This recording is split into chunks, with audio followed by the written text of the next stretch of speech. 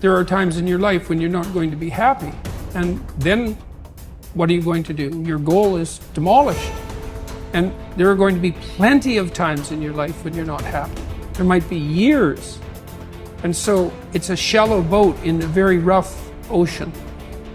Without a plan, you're gonna stay right where you are. It's time for you to make a move. Write the rules. Be your own director. Take the power. So what's your plan? How are you willing to change? What is it that you're going to do to make a difference? Make today different than it was yesterday? What actions are you willing to take? The least we can do is consider what we've done and individually, collectively do the best we can to try and turn this thing around. I blame no one. I look in the mirror. On the other side of it, what an opportunity we have, because tomorrow's the first day of the rest of our lives. So what an opportunity we have.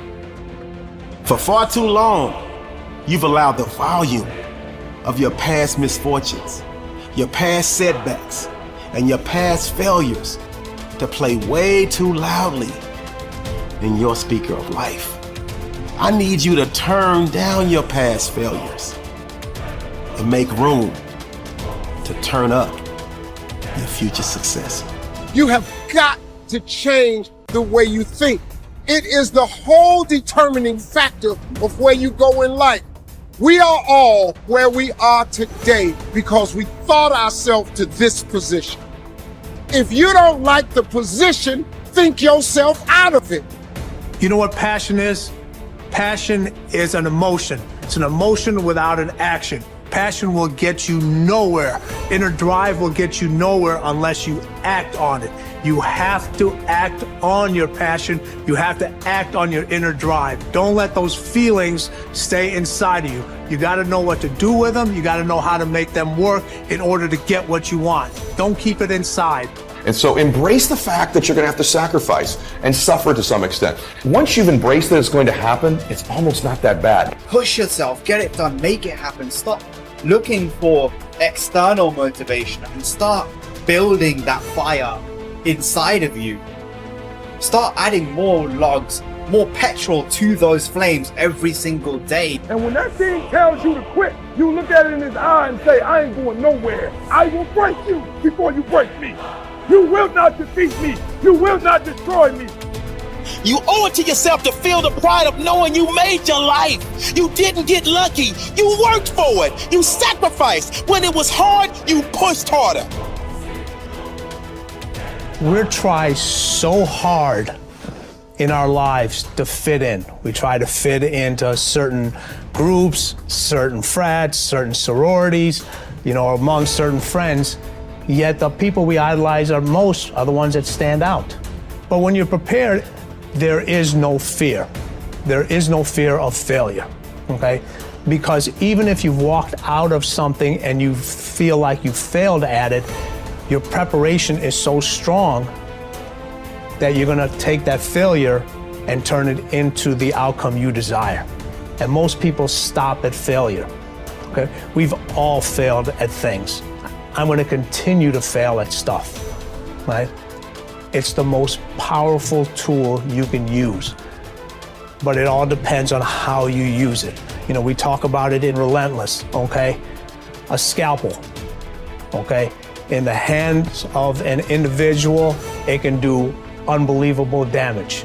In the hands of a professional, of a doctor, it saves lives. So it's the same thing with failure. It's how you use it. It's that drive inside of you, okay? It's what we talk about, the dark side. The dark side is filled with failure, but it's the fuel that burns you like something that's never burned inside you before. Fully mature people accept that their actions have consequences. A fully functioning adult knows that he or she can choose an action, but once the action is taken, both predictable and unpredictable consequences will follow. The true adult accepts that for every cause there will be an effect.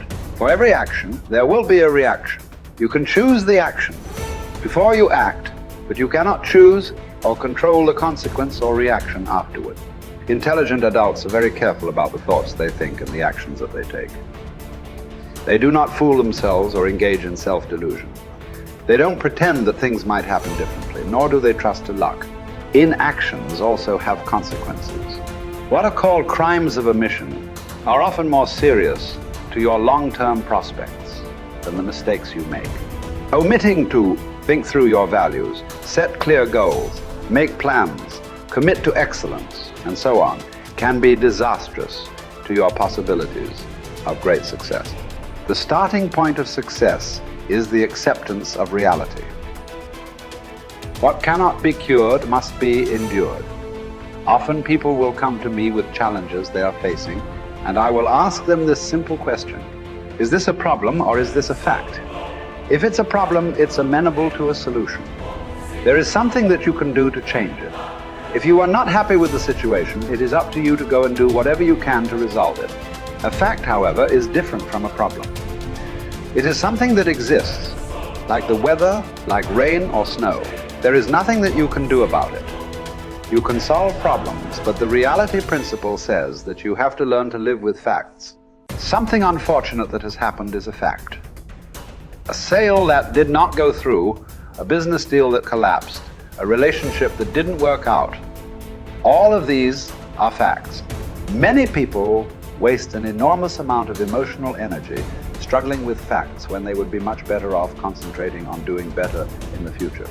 Your goal is to be happy, confident, and optimistic. The way that you achieve this is by making these positive responses so automatic that you remain predominantly happy, confident, and optimistic no matter what happens. You can achieve this result by taking specific, proven, practical steps that have been used by millions of people and which work with virtually unfailing certainty.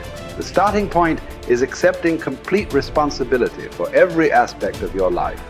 The law of sowing and reaping, whatever you sow or fail to sow, is going to determine what you reap in the end. The law of accumulation reminds us that everything counts. Every positive step you take is moving you toward building a great life for yourself. Every positive word or thought or image is deepening your belief and increasing your confidence in your ability to achieve wonderful things. Finally, remember the law of reversibility. If you act in a manner consistent with high performance and high self-confidence, those very actions will generate the feelings consistent with them. Every positive, constructive action that you take in the direction of your dreams and goals will reinforce your belief in yourself and in your ability to accomplish your ideals. The challenge for building good habits and breaking bad ones is often finding a way to pull the long-term consequences of your bad habits into the immediate moment, so you feel a little bit of pain right now and want to avoid it, and the long-term rewards of your good habits into the immediate moment, so you have a reason to repeat it again in the future. Each behavior casts a vote for the type of person that you want to become. And if you cast enough votes for that type of identity, you start to believe that about yourself, right? Like if you go to church for 20 years, you believe that you're religious. You study Spanish every Tuesday for 30 minutes, you believe that you are studious. So in that way, your habits provide evidence of your desired identity. And I think that that is probably the ultimate reason that habits are so important. It's true, like habits can help you earn more money or be more productive or lose weight. And all that stuff is great. But in addition to the external results that habits provide, they also shape your sense of self. They are the engine or the avenue through which you learn to believe things about yourself. You have to have just one thing in mind: keeping on track, closing out all the noise and the clutter that gets in your way. You've got to identify your target. Let nothing stand in your way. You've got to keep your eye on the target until you've released the arrow. Let nothing capture your attention unless it's in the best interest of your ambition. If you don't keep your mind on what you're doing, if you don't keep focused on the task at hand, it could slip right on by you. Wherever you are, be there. Whatever you're supposed to be doing for the moment, do it.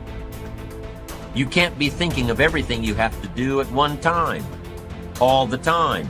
You have to concentrate on just one thing at a time, one project, one job. You have to take it one task at a time and complete it. Do what you've set out to do. Keep your mind only on that one task. Why? If you don't, you won't accomplish anything. Concentration takes a lot of discipline. It takes a lot of discipline to demand privacy, to keep the do not disturb sign on your door while you're in the middle of an important job. takes a lot of discipline not to answer the phone every time it rings at home. That's why they make voicemail and answering machines, so you don't have to answer the phone every time it rings. Your family will appreciate an uninterrupted dinner hour. Your night work will get done a whole lot faster. Concentrate on the work at hand and demand of yourself the discipline to stay focused.